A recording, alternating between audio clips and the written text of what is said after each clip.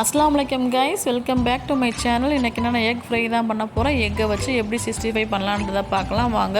First வந்து ஒரு பவுலில் வந்து 5 முட்டை எடுத்துக்கிட்டேன். அதுக்கப்புறம் வந்து அரை டீஸ்பூன் அளவு வந்து உப்பு, அரை டீஸ்பூன் அளவு மிளகுத்தூள், அரை டீஸ்பூன் அளவு மிளகாய்த்தூள், மூணையும் சேர்த்துக்கிட்டு நல்லா மிக்ஸ் பண்ணிக்கோங்க கைஸ். இந்த அளவுக்கு நல்லா மிக்ஸ் பண்ணிக்கோங்க. மிக்ஸ் பண்ணிக்கிட்டு ஒரு பாத்திரத்தை அடுப்பில் வச்சுட்டு அதில் தண்ணி வந்து ஆட் பண்ணிக்கிட்டு, தண்ணி ஹீட் ஆனதும் ஒரு பவுலில் வந்து எண்ணெய் தடவிட்டு இந்த மாதிரி கலக்கி வச்சுருக்க முட்டையும் உள்ளே ஆட் பண்ணிக்கிட்டு மூடி போட்டு மூடிடுங்க.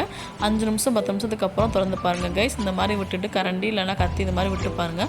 முட்டை ஒட்டாமல் வந்துச்சுன்னா வெந்துருச்சுன்னு அர்த்தம். அதுக்கப்புறம் ஒரு தட்டில் வந்து அதை அந்த பவுலை எடுத்து இந்த மாதிரி குப்பரை கவுத்து தட்டினீங்கன்னா முட்டை அப்படியே அழகாக கேக் மாதிரி சூப்பராக விழுந்துடும். இந்த பாருங்கள், இது மாதிரி இருக்கும்.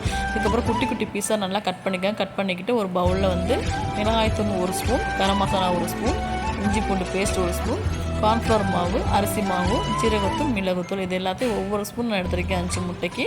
அதுக்கப்புறம் அரை டீஸ்பூன் அளவு வந்து எலுமிச்சஞ்சாறு, இதையும் ஊற்றிட்டு நல்லா மிக்ஸ் பண்ணிக்கோங்க கைஸ். மிக்ஸ் பண்ணிக்கிட்டு நம்ம கட் பண்ணி வச்சுருக்க முட்டையும் ஆட் பண்ணி இதே மாதிரி மிக்ஸ் பண்ணிக்கோங்க. மிக்ஸ் பண்ணிக்கிட்டு ஒரு கடாயை அடுப்பில் வச்சுட்டு அதில் எண்ணெய் ஆட் பண்ணிக்கோங்க. எண்ணெய் நல்லா ஹீட் ஆனதுக்கப்புறம் நம்ம இந்த கலக்கி வச்சுருக்க எக்கை வந்து அள்ளி போட்டு நல்லா ஃப்ரை பண்ணுங்கள். இங்கே பாருங்கள், இதே மாதிரி போட்டு ஃப்ரை பண்ணிக்கோங்க. நம்ம அதுக்கப்புறம் கருவேப்பிலை லீஃபும் அதில் கலந்துக்கிட்டிங்கன்னா நல்லா ஸ்மெல்லாக இருக்கும், நல்லா ஃப்ளேவர் வந்து நல்லாயிருக்கும்.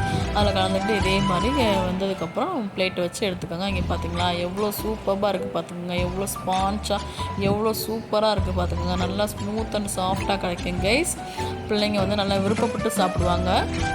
நம்ம 10 நிமிட்ஸில் வந்து இதை பண்ணிடலாம்.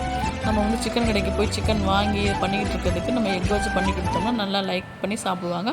ஓகே ஃப்ரெண்ட்ஸ், இந்த வீடியோ பிடிச்சா லைக் பண்ணுங்கள், ஷேர் பண்ணுங்கள், கமெண்ட் பண்ணுங்கள், முக்கியமாக பெல் ஐக்கானை கிளிக் பண்ணுங்கள். அஸ்ஸலாமு அலைக்கும், ஃபி அமானில்லா.